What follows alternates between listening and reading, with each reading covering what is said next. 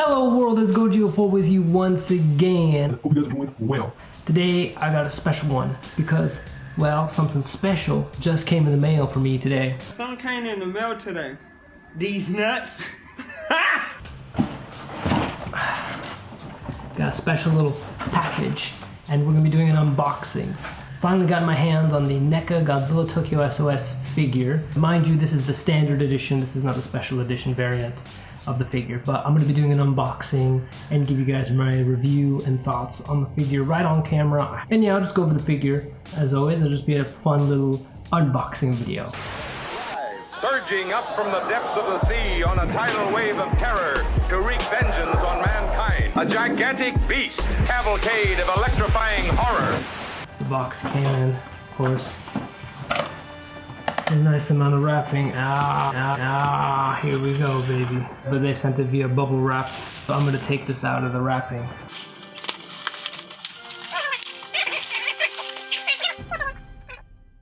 Not to get the glare. Here is the box for the figure, and here is the background. It's a pretty nice box. Look at this cover. This cover is like super HD. It's a nice, really nice print. 65 anniversary celebration. That's like one of my favorite images from the film is the 3 close-ups of each kaiju's head.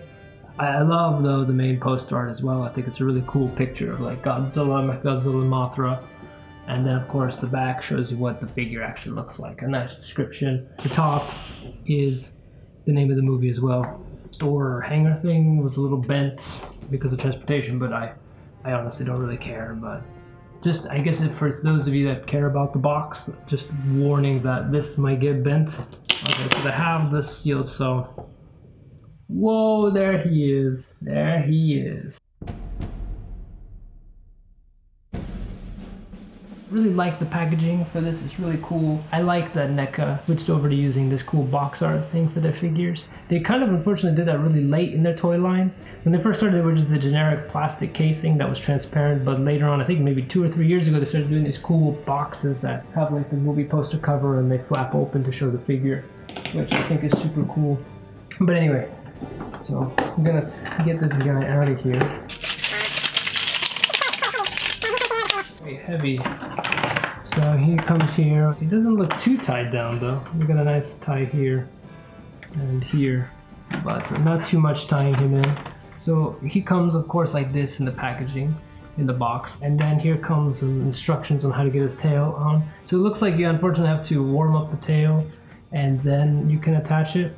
So I'll probably have to do that later. This is what is actually in the box. This cool backdrop with the Tokyo Tower smashed. Time to get them out. Unfortunately, these weird little plastic thingies here that you have to cut through.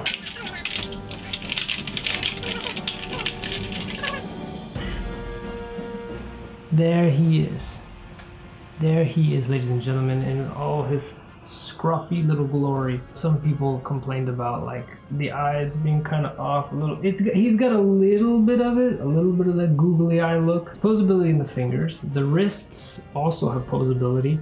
The arm has some amount of posability. Yes, it does. His neck turns, but not very much. And his head turns, of course. And his mouth closes. His legs a little stiff. And his feet. What is it? Yeah, there's quite a lot of posability for a NECA figure. He's a mean little guy.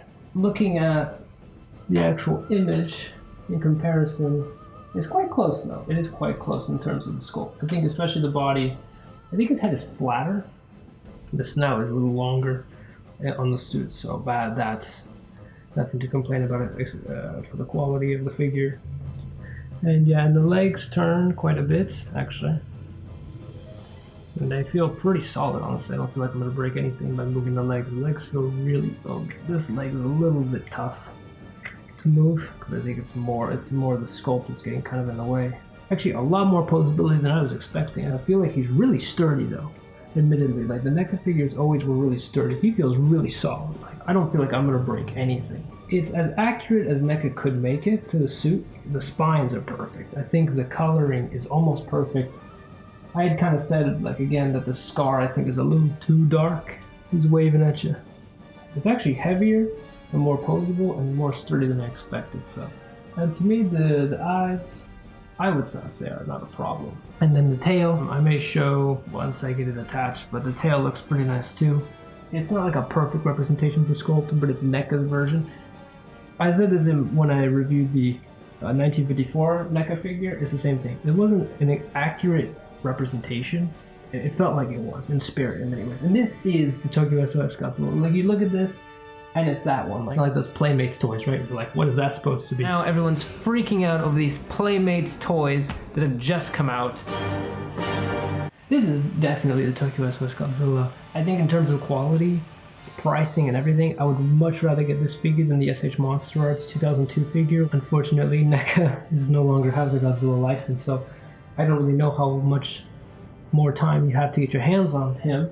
But if you really like the Tokyo SOS Godzilla or the Millennium Godzilla like I do, I would say this figure is a must-have. He's also bigger than I thought he was. I'm gonna include one of the Bandai Creation special edition Godzillas I have just to give you guys a size comparison, because that's a traditional Bandai 6-inch figure, so you can kind of see how he scales. I'm sure he'll scale very nicely with that NECA King Kong figure that's coming out this year, and it's my second favorite Godzilla suit ever. That is my review of the Godzilla Tokyo SOS NECA figure. I think it's definitely a great sculpt. I think it's definitely worth the price. It's in fair durable. I think if you really love this suit or like this suit, you should get this figure. And I would recommend getting this figure over getting the SH Monster Arts one, which is, there's really not too many figures of this suit anyway. Since NECA's not going to make any more, this is your chance to get them. And I'm also glad I picked up this one instead of the second variant, because special edition variant is cool and all. It's cool to have special variants like that, but I wanted really to have one that was true to the movie version. And I hope you enjoyed my rambly toy review video. It was more just for fun, nothing too serious. We'll see what Playmates Toys does in the future. If they decide to re-release classic Godzilla figures, they've kind of done that.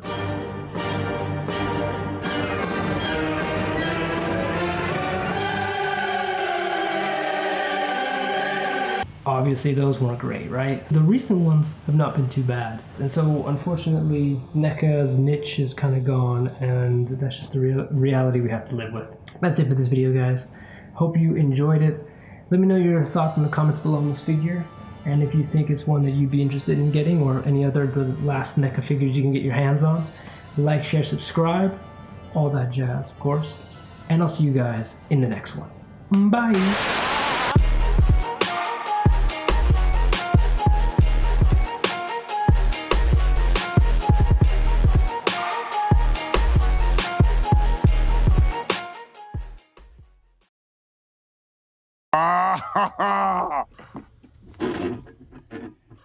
Oh, that's hot. That's hot.